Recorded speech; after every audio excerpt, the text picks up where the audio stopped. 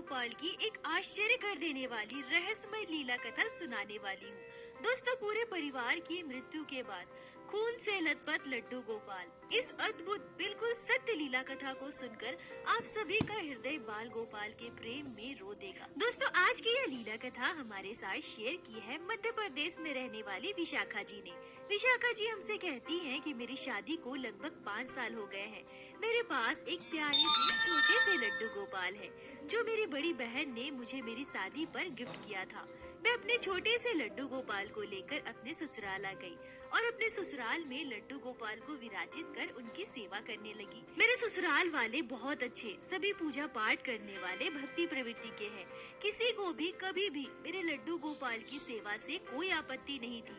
विशाखा जी कहती हैं कि मुझे सर्वप्रथम लड्डू गोपाल की सेवा के बारे में ज्यादा जानकारी नहीं था, पर मैं YouTube पर वीडियो देख कर लड्डू गोपाल की सेवा से जुड़ी हर एक विधि बहुत अच्छे से सीख ली। और फिर तो हाल ऐसा हो गया कि मैं हमेशा अपने बाल गोपाल में खोई रहने लगी।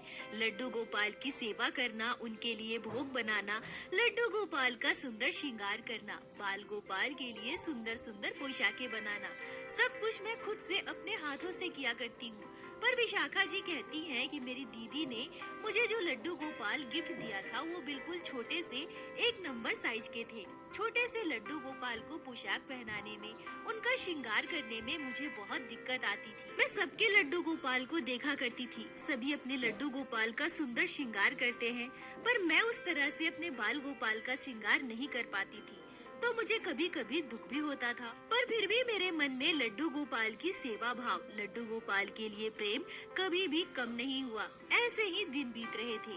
एक दिन हमारे पड़ोस के मंदिर में भागवत पाठ हो रहा था।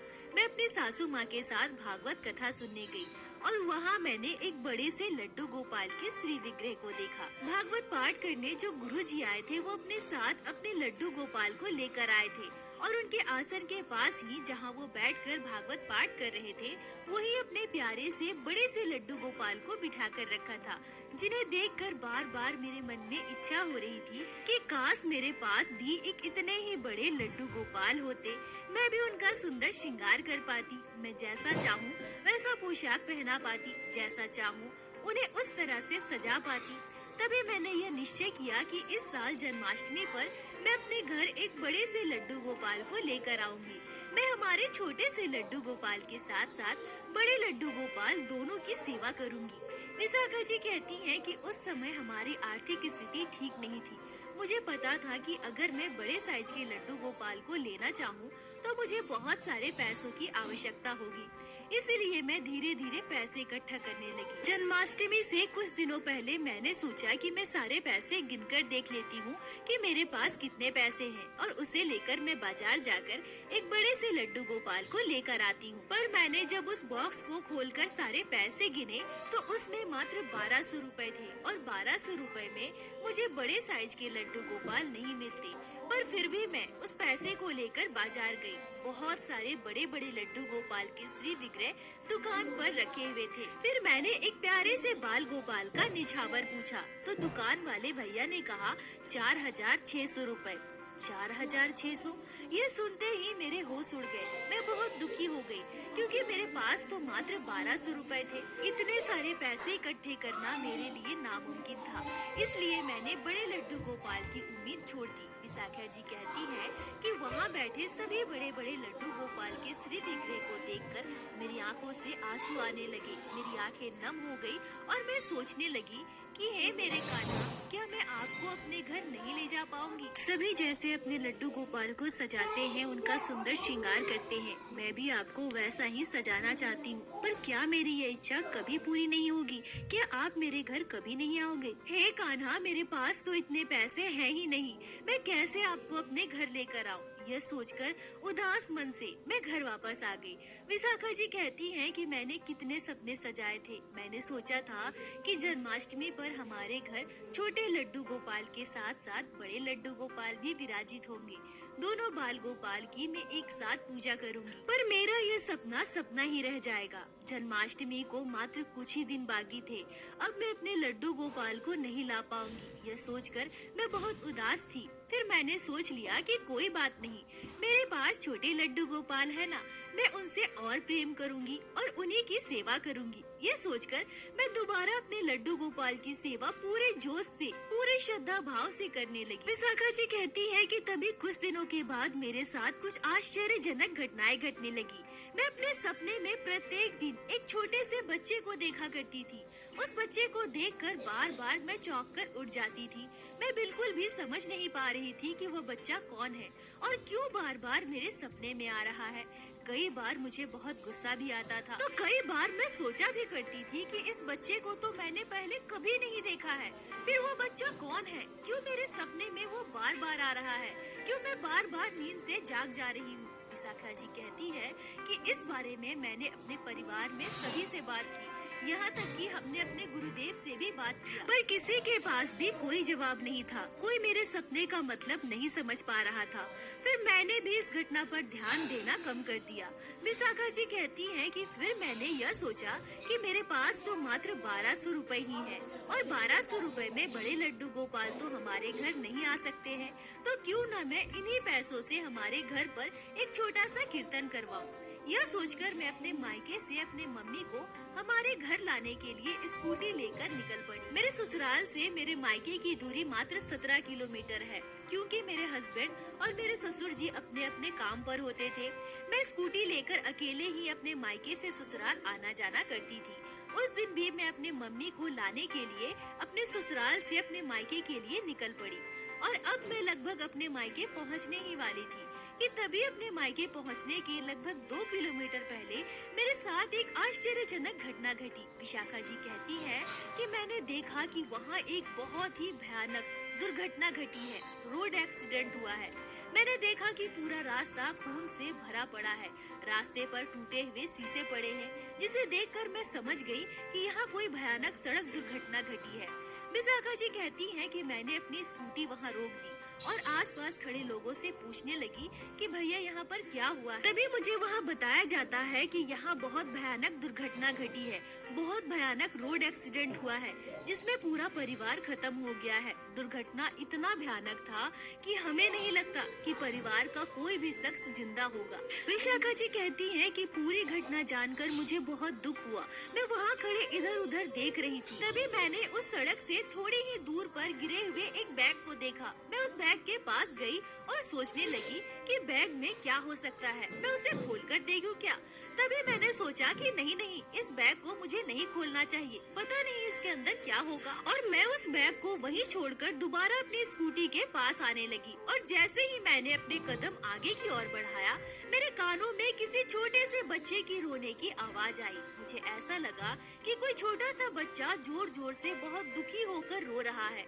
विशाखा जी कहती हैं कि मैं वहीं खड़ी होकर इधर उधर चारों ओर देखने लगी, पर मुझे कहीं कोई बच्चा दिखाई नहीं दिया। मैं फिर से दोबारा अपनी स्कूटी की ओर आगे बढ़ने लगी। मुझे फिर से किसी छोटे से बच्चे की रोने की आवाज आई। विशाखा जी कहती हैं कि अब मैं फिर से इधर उधर देखने लगी, पर मुझे कहीं कोई दिखाई नहीं दे रहा था।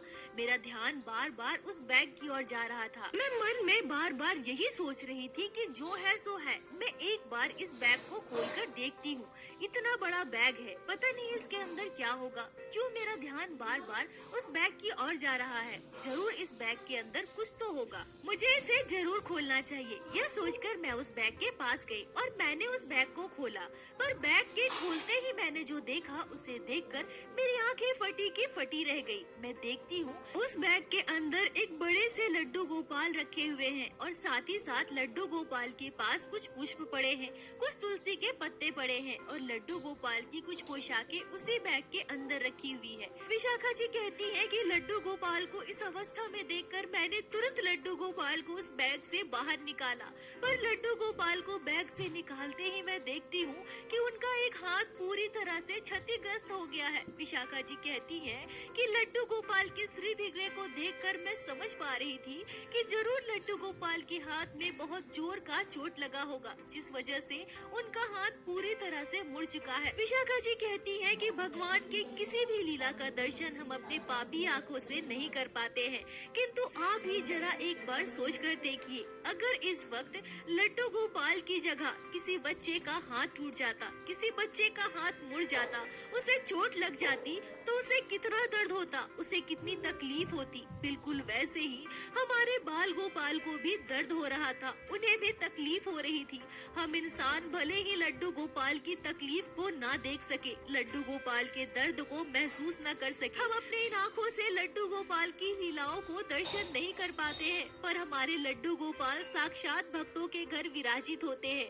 तो इस समय हमारे कान्हा को कितना दर्द हो रहा होगा जब उनका हाथ पूरी तरह से मुड़ चुका था, कितनी तकलीफ हो रही होगी। यह सोचकर मेरी आंखों से आंसू आने लगे, मेरी आंखों से झरझर आंसू बह रहे थे। लड्डू गोपाल को गोद में लेकर मैं वहां उपस्थित सभी लोगों से पूछने लगी कि यहाँ जो एक्सीडेंट हुआ था, जो दुर्घटना घटी थी, कौन थे, कहाँ से आए थे। पर वहाँ उपस्थित किसी को भी उन लोगों के बारे में कुछ भी पता नहीं। शाखा जी कहती है कि मैं लड्डू गोपाल को गोद में लेकर वहाँ आसपास सभी दुकानों में गई, सभी से लड्डू गोपाल के बारे में पूछने लगी, पर किसी को भी लड्डू गोपाल के बारे में कुछ भी पता नहीं था। जिन लोगों के साथ यह दुर्घटना घटी थी, उन लोगों के बारे में भी किसी को कुछ नहीं पता था। विशाखा जी कहती है कि लड्डू गोपाल को गोद में लेकर लगभग 2 घंटे तक जहाँ यह सड़क दुर्घटना घटी थी, मैं वहीं एक दुकान पर बैठी रही। मैं सोच रही थी कि ये लड्डू गोपाल जिनके भी होंगे, वो जरूर अपने बाल गोपाल को ढूंढते हुए यहाँ आएंगे।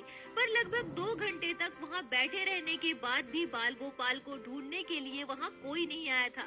सभी लोग मुझसे यह कहने लगे कि यह दुर्घटना इतनी भयानक थी कि शायद उस परिवार का कोई भी जिंदा नहीं रहा होगा, तो लड्डू गोपाल को ढूंढने कैसे कोई आ सकता है। विशाखा जी कहती है कि तब मैंने अपना मोबाइल नंबर उस दुकान वाले को दे दिया और उनसे कहा कि भैया, अगर कोई लड्डू गोपाल को ढूंढने आए तो आप मुझे कॉल कर देना। यह कहकर मैं लड्डू गोपाल को लेकर सीधे अपने घर आ गई। विशाखा जी कहती है कि जब मैं अपने घर आकर इस घटना के बारे में सभी को बताई तो सभी आश्चर्य थे। मेरी सासू माँ बहुत भावुक हो गई और मुझसे कहने लगी कि तुमने बहुत अच्छा किया बहू, जो लड्डू गोपाल को हमारे घर लेकर आई।